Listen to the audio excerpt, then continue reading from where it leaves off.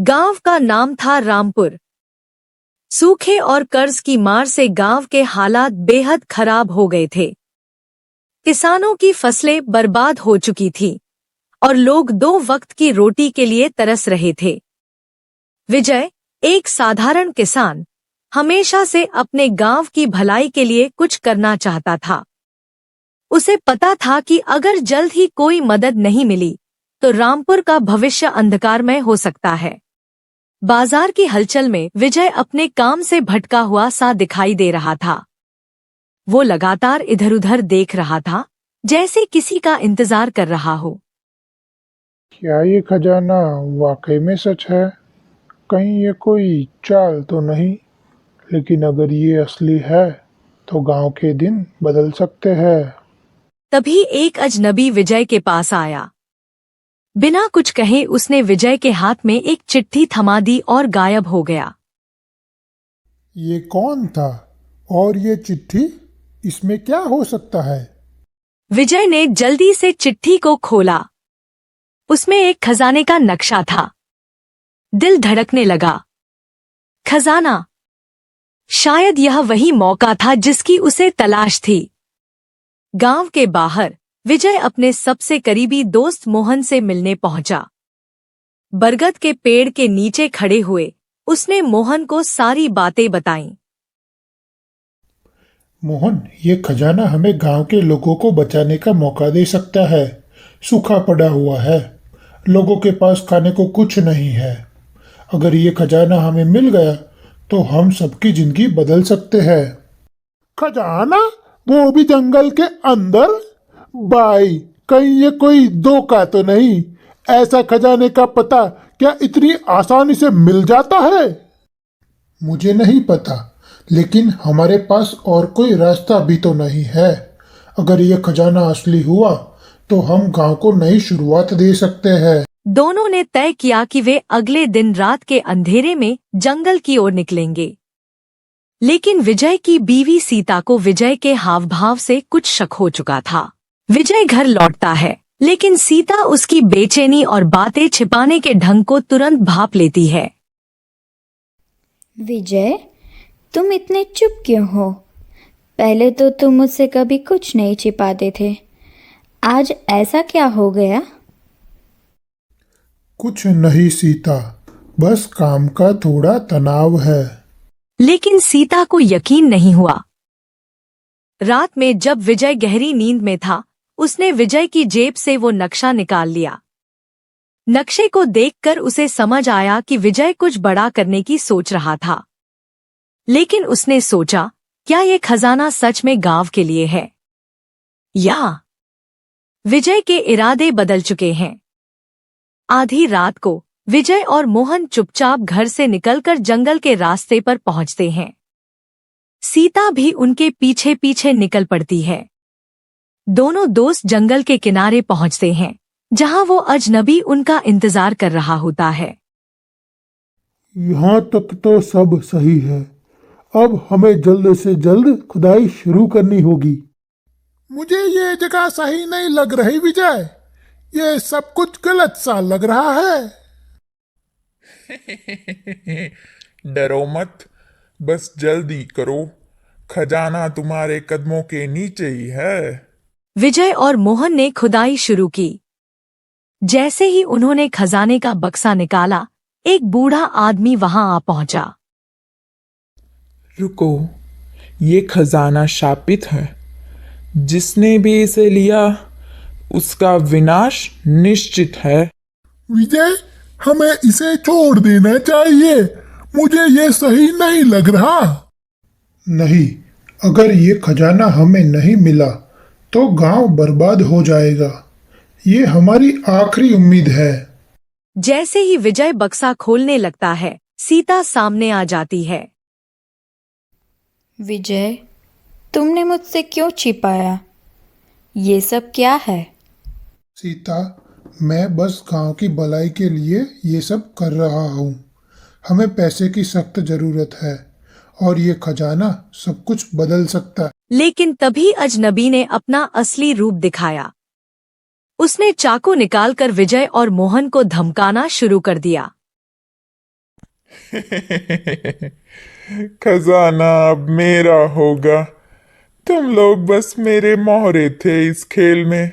मोहन ने अचानक साहस दिखाते हुए अजनबी पर हमला कर दिया। थोड़ी देर की लड़ाई के बाद मोहन ने अजनबी को नीचे गिरा दिया और विजय को बचाया। काफी मेहनत के बाद उन्होंने खजाने का बक्सा निकाला। दोनों की आंखें चमक उठीं। लेकिन जैसे ही विजय ने बक्सा खोला, उसके चेहरे पर मायूसी छा गई। सिर्फ एक सोने का सिक्का, बाकी सब पत्थर? क्या ये वही खजाना है जिसकी बातें हो रही थी? एक सोने का सिक्का? क्या हम गलत जगह पर आ गए हैं? विजय और मोहन ने पत्थरों से भरे बक्से को देखा। यह बिल्कुल भी वैसा नहीं था जैसा उन्होंने सोचा था। लेकिन विजय की सच्चाई की असली परख अब होनी थी। विजय सिक्के को लेकर सोच में पड़ गया। गांव के लोग भूखे मर रहे थे और अब उसके पास सिर्फ एक सोने का सिक्का था। उसने यह सोचने का फैसला किया कि इस एकमात्र सिक्के का कैसे सही इस्तेमाल किया जाए। उसकी ईमानदारी और निष्ठा अब उसकी परीक्षा लेने वाली थी। इस एक सिक्के से मैं अपने लिए कुछ भी कर सकता हूँ, लेकिन क्या इससे गांव वालों का भला होगा? अगर मैं इसे सही जगह इस्तेमाल करूँ तो शायद एक शुरुआत हो सके। विजय सोच में पड़ गया। एक सिक्के से पूरे गांव की मदद करना लगभग नामुमकिन था, लेकिन उसने ठान लिया कि वह इसे किसी अच्छे काम में लगाएगा। उसने उस सिक्के से छोटी शुरुआत करने का फैसला किया। एक सिक्का ज्यादा कुछ नहीं कर सकता, लेकिन अगर मैं इसे सही जगह इस्तेमाल करूं तो शायद इससे कोई बड़ा बदलाव शुरू हो सके। मैं हार मानने वाला नहीं हूं। विजय ने सोने के उस एक सिक्के को शहर जाकर बेचा और उससे जो थोड़े पैसे मिले, उसने उसका इस्तेमाल गांव के सबसे गरीब परिवार की मदद में किया। उसने उस पैसे से उनके लिए बीज और थोड़े भोजन की व्यवस्था की, ताकि वे अपनी जिंदगी फिर से शुरू कर सकें। विजय, तुमने हमारे बुरे समय में हमारी मदद की है। ये थोड़ी मदद भी हमारे लिए बहुत मायने रखती है। ये सिर्फ शुरुआत है। अगर हम सब मिलकर मेहनत करेंगे तो हम अपनी किस्मत खुद बदल सकते हैं। एक सिक्के से पूरे गांव का भला तो नहीं हो सका, लेकिन विजय ने अपने हिस्से की छोटी सी मदद से लोगों में नई उम्मीद जगाई। उसने दिखा दिया कि सच्चाई और निष्ठा से काम करने वाले इंसान कभी हार नहीं मानते। विजय की इस निस्वार्थता से गांव में धीरे धीरे खुशहाली लौटने लगी। एक दिन जब विजय अपने खेत में काम कर रहा था, वहीं बूढ़ा आदमी फिर से उसके सामने प्रकट हुआ। लेकिन इस बार वह साधारण बूढ़ा नहीं, बल्कि जादुई शक्तियों से भरपूर दिख रहा था। विजय, तुमने उस खजाने का सही उपयोग किया। असली खजाना दौलत में नहीं, बल्कि सच्चाई और निष्ठा में है।